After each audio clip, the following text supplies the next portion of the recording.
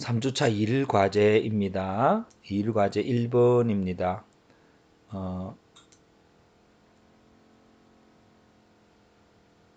자, 단락 지문에 문장 1번입니다.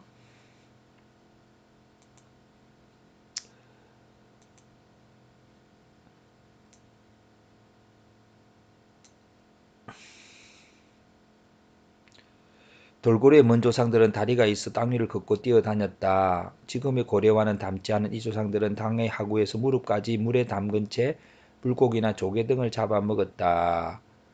그래서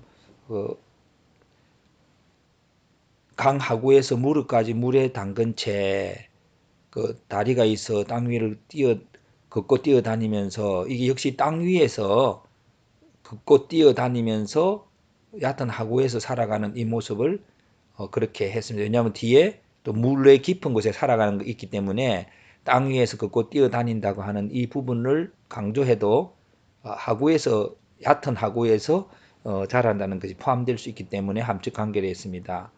그래서 이 두 관계는 이제 인과관계로서 다리가 있었기 때문에 얕은 물가에서 살았다는 것으로서 인과관계를 해서 돌고래 먼 조상들은 다리가 있어 땅 위를 걷고 뛰어다니면서 물고기나 조개를 잡아먹었다라고 요약해 보았습니다. 요약 2번은 이제 그러다가 육지보다 먹이가 더 풍부한 깊은 물속에까지 들어가 어류나 새우 등을 잡아먹게 되면서 점차 물속 생활이 길어지게 되었다. 그렇게 했을 때에 여기 보면은 이제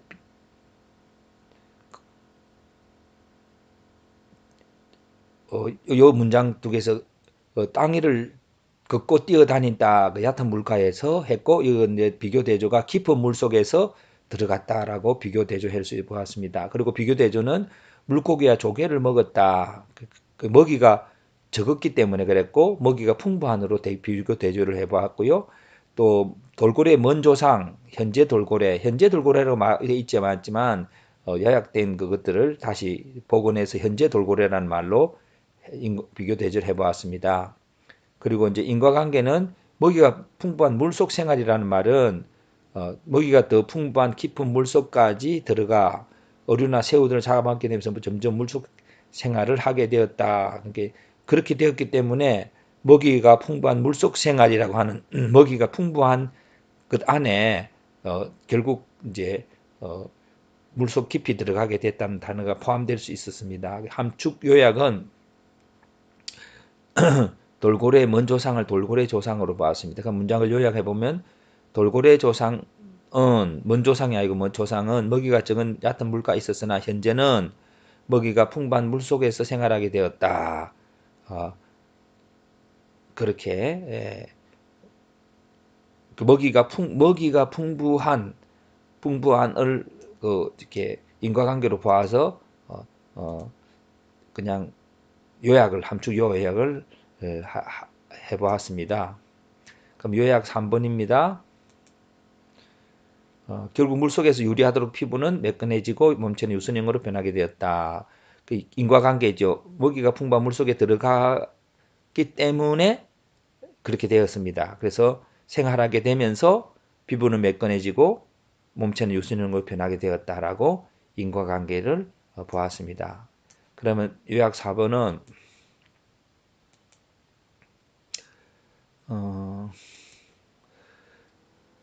물론 뼈나 근육 등도 수중 생활에 적응하기 쉽게 변화되었다 하였다. 그리하여 겉모습은 어류에 가깝지만 내장기관은 포유류로서의 특징을 그대로 지니게 되었다. 그래서 이제 인과관계는 겉모습은 어류에 가깝지만 내장기관 포유류로서의 특징을 그대로 보존하게 된 거죠. 그러니까 결국은 겉모습이 바뀌게 됐다는 거죠. 겉모습이 바뀌게 됐다는 겁니다. 그것이 이제 이 생활을 하면서 윤수능이 변하게 되어서 겉모습이 바뀌게 되었다. 그래서 인과관계로 이렇게 보았습니다. 그리고 여기서는 또 이제 그 대조관계를 볼 수 있겠죠. 동류관계. 대조관계입니다. 대조관계입니다. 이 대조관계는 겉모습하고 내장 기관 그리고 그렇게 볼 수가 있겠습니다.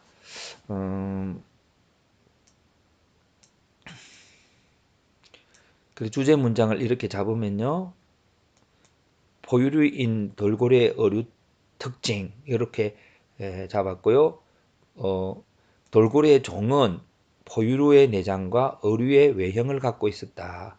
그렇게 보고 돌고래의 변화 원인 이거를 물속의 풍부한 먹이를 얻기 위해서 이렇게 살펴보았습니다.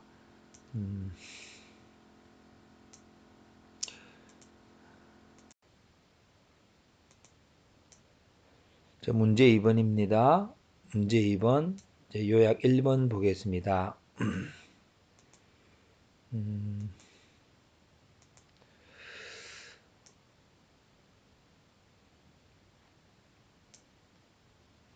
어떤 몸에서 이런 경우를 만나게 되면 이런 경우라는 것은 다른 사람 앞에서 뜻하지 않게 말을 해야 되는 경우지요. 이거를 포함 관계로 보았습니다. 또 이런 경우를 포함 관계이기 때문에 요약은 다른 사람 앞에 뜻하지 않게 말을 해야 하는 경우를 만나게 되면 누구나 당황하게 된다. 그렇게 했습니다. 근데 이것도 이제 또 여기서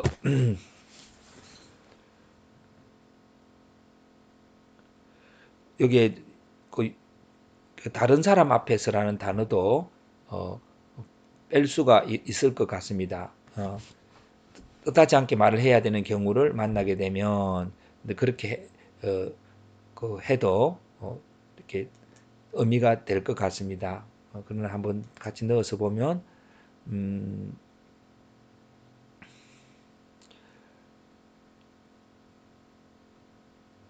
자, 이런 때는 그 모임의 성격을 잘 생각하고 이야기를 듣는 사람들이 누군가를 잘 교류해서 적절한 말하기 용어로 말하면 된다. 그렇게 했거든요. 그래서 여기서 이것을 이제 함축 요약을 해보면 모임의 성격을 잘 생각하고 해서 모임의 성격, 또 이야기를 듣는 사람들이 누구인가를 고려해서 청중의 특성, 그리고 적절히 말하기 요령으로 역시 말하는 것을 쭉 이야기하기 때문에 적절이라는 단어만으로도 함축 요약을 할 수 있겠습니다. 그러면 포함 관계는 또 이렇게 쓸 수가 있겠습니다. 그리고 이제 문장 다시 요약 3번에 있어서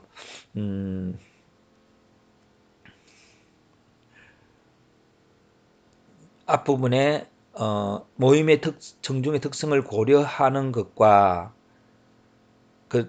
이런 것과 또 특성을 고려하는 것도 있지만 메모의 특징을 문장 2번이 말하기 때문에 동료 관계로 보았습니다. 그리고 이제 다른 사람 앞에서 뜻하지 않게 말을 해야 되는 경우를 적극적으로 말할 경우라고 이렇게 해 보았습니다. 그리고 큰 도움 여기 보면은 훨씬 더 조리 있게 말할 수 있다. 그래서 이제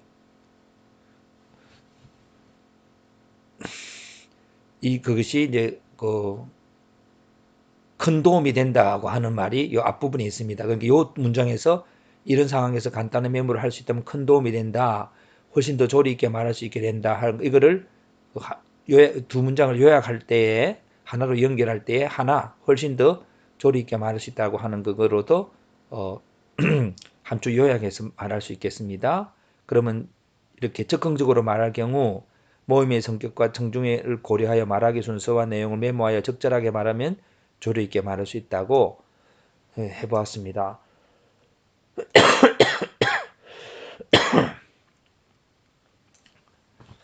이제 이 앞부분은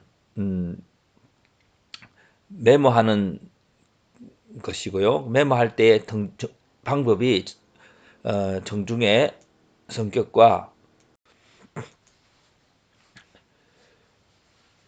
이 앞부분에는 메모의 습관을 말하고 또 이 부분은 임기응변의 재치를 말합니다. 그래서 요것이 그 세명한 습관이